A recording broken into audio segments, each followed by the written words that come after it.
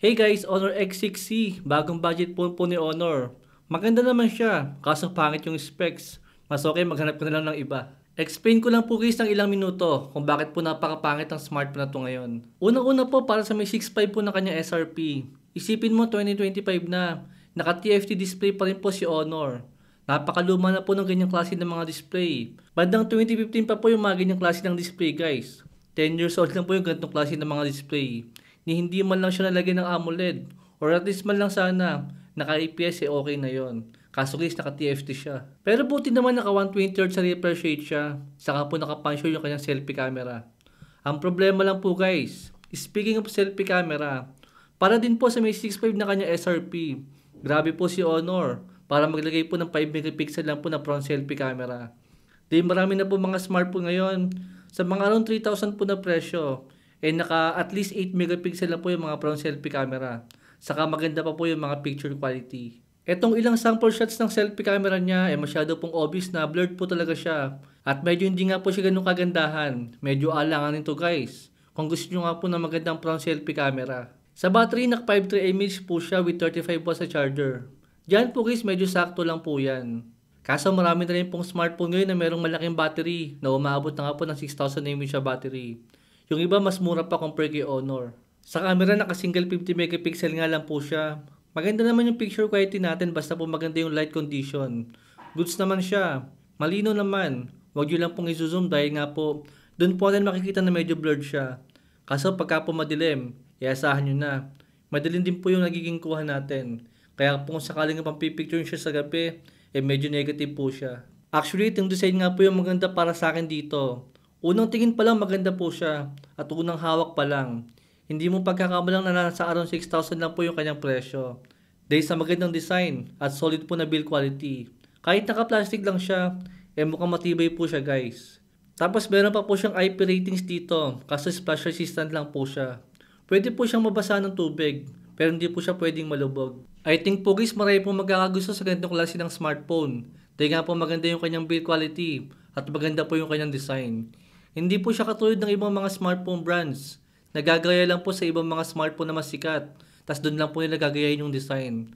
Compare po kay Honor. Feeling ko guys parang original na design po ito ni Honor yung ganitong klase ng forma ng kanyang camera. Pero i-correct nyo na lang po ako guys kung meron pang ganitong klase ng design sa ibang mga smartphone brands. Dahil kay Honor ko lang po nakikita itong ganitong klase ng design nga po sa may camera niya. Dito pala sa may additional na button po ni Honor para po ito sa mga shortcut natin. Para sa mga application po na madalas natin ginagamit. Kung kailangan niyo po ng ganyang klase ng mga features sa mga murang mga smartphone, kay Honor lang po natin makukuha yan. Saka po kay Infinix Hot 60i, meron din pong ganyan si Infinix dyan. Ang problema lang po guys, para po sa may around 6,000 nga po ng presyo, nandiyan na po sila Tecno Pova 7, saka po ang Infinix Hot 60 Pro. Overall na specs po ng dalawang smartphone yun guys, mas maganda po, compare po dito kay Honor. Tapos medyo mas mura pa nga po siya pagka nagsisale.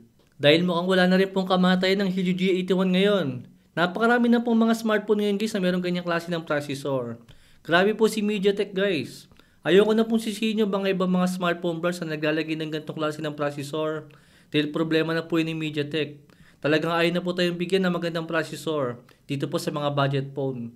Or kahit man lang po sana yung G100. Yun na po yung mga ilagay nila sa mga less than 7K po na mga presyo ng mga smartphone. Hindi yung mahina na nga po yung processor. Tapos i-recycle pa nila. Si Helio G100 guys, maiintindihan ko pa kahit i-recycle po nila ng ilang taon yan. Basta ang gawin po nila, ilagay po nila sa mga murang model. Hindi po yung ilalagay po sa mga mahal na model. Tapos ang ilalagay po nila sa mga entry level, puro mga naka G81 pa rin. Buti pa si Samsung Galaxy A07 guys, naka G100 po yung kanyang processor. At mas malakas po yung kanyang processor. Ang problema lang po sa may smartphone na to is naka teared up notch nga lang po siya. Saka wala po siyang charger na kasama sa may box. Basically, kung Mobile Legends lang naman guys yung nilalaro natin. Itong G81 guys is actually okay naman siya. Mabilis naman po siyang gamitin. Ang problema lang po talaga kung ang smartphone mo is meron pong G80, G85, G88. Wag po kayo magpapalit sa may G81. Decent performance lang po yan guys. Isama nyo na nga rin po yung G91 at yung G92.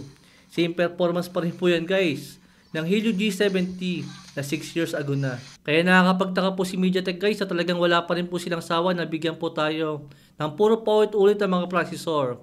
sa mga every year po na mga lumalabas. At sa tingin ko, problema din natin yan guys, ay nga, ultimo tayo, every year na lang din po bumibili ng mga smartphone ng paulit-ulit. Kahit nga po same specs pa rin ng mga last year model. Kaya bakit po mag-e-effort yung ibang mga smartphone brands sa bigyan po tayo ng magandang specs sa may smartphone?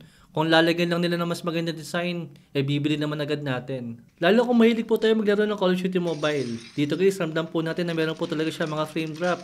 Lalo pagka maraming mga player. Tulad po dito sa may multiplayer guys. Ramdam na ramdam ko po yung mga frame drop sa kanya. Lalo sa may G100 or G99 man lang. Smooth talaga siya kung Call of Duty po yung lalaruin natin. Kasama rin po ang Battle Royale.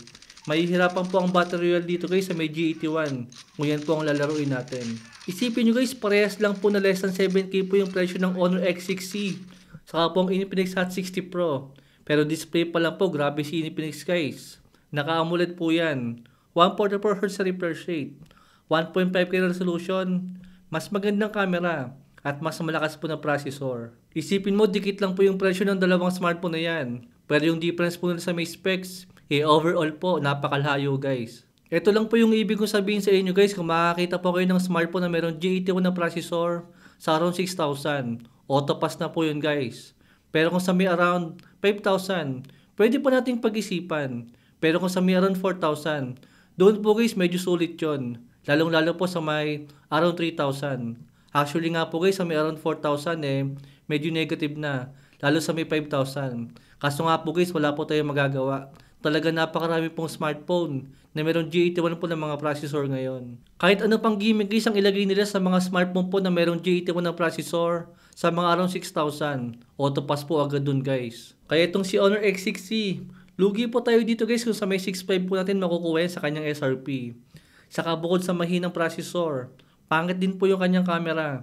Pangit din po yung kanyang display. At saktuhan lang po yung kanyang battery. Pero at least nga po maganda yung kanyang design at mukha po siyang matibay. Saka buti kahit papano, naka 35 watts po yung ating charger. Sa design lang po siya pasado sa akin guys, saka po yung kanyang build quality. Pero hindi naman natin pwedeng i-justify yun para po bilhin natin siya sa kanyang 6.5 nga po na SRP. Di makakakuha na po tayo ng mas magandang smartphone sa ganyang presyo nga po guys. Pero kung matigas po yung ulo nyo, meron po tayong link sa may comment section kung gusto nyo pong umorder ng smartphone na yan. Yun lang guys, thanks for watching.